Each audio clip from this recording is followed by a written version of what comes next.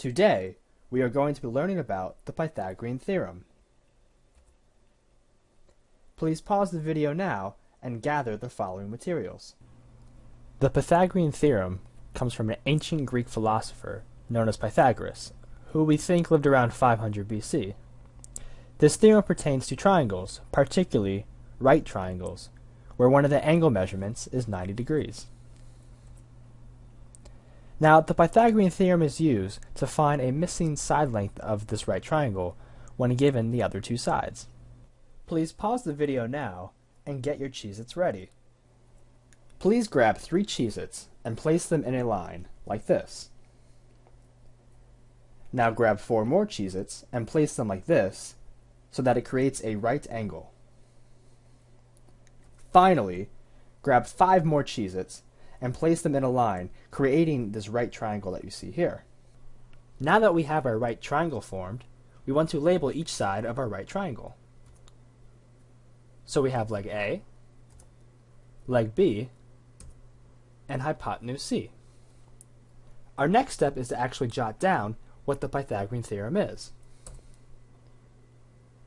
Now we want to denote that A refers to our stack of 3 Cheez-Its, B refers to our stack of 4 Cheez-Its, and C refers to our hypotenuse, our stack of 5 Cheez-Its.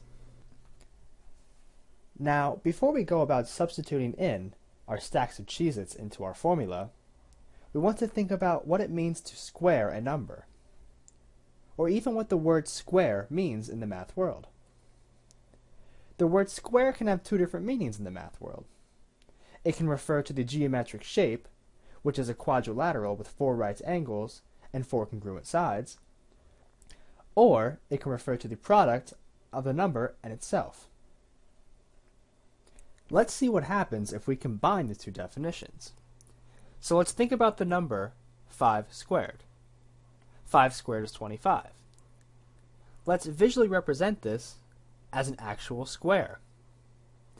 Now, in order to find the area of a square, we denote it as the length times the width. So therefore, 5 times 5. Now let's see if we can apply this same knowledge of squaring numbers and making actual squares over to each side length of our right triangle made out of Cheez-Its. So let's go back to our lovely Cheez-It triangle. Let's square leg A, thus creating this 3 by 3 square. Let's square leg B, creating a 4 by 4 square. And let's square hypotenuse C to create a 5 by 5 square. Now, before we go about substituting in our units of Cheez-Its into our formula, let's take a step back and look what the Pythagorean theorem is actually telling us. It is telling us that this a squared square plus our b squared square, the sum of the units in both of those squares is equal to the number of units in c squared. Now, before we go about counting each individual Cheez-It in each square, let's see if this makes sense mathematically according to the formula. So we substitute a 3 in for our A because our original side length was 3 Cheez-Its long. We substitute a 4 in for B because leg B was 4 Cheez-Its long. And we substitute a 5 in for hypotenuse C because our hypotenuse C had a length of 5 Cheez-Its. We do some quick simplification, and we get that 25 equals 25, which is true.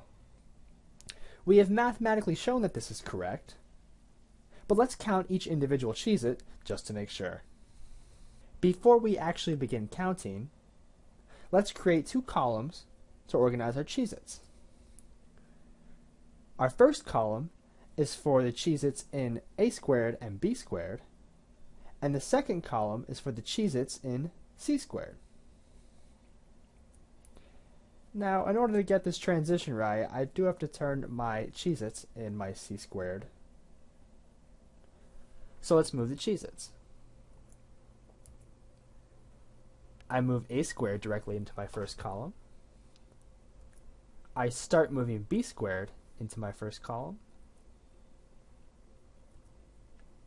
I finish off a and b squared into my first column. And now I'm going to want to put the Cheez-Its from c squared into my second column to see if they equal the number of Cheez-Its in column 1. And they match up perfect. This means that the number of Cheez-Its from a squared and b squared equal the number of Cheez-Its in c squared. I hope this video helped. If it did, please leave a like. If you have any comments, please comment below. And for future videos, please subscribe.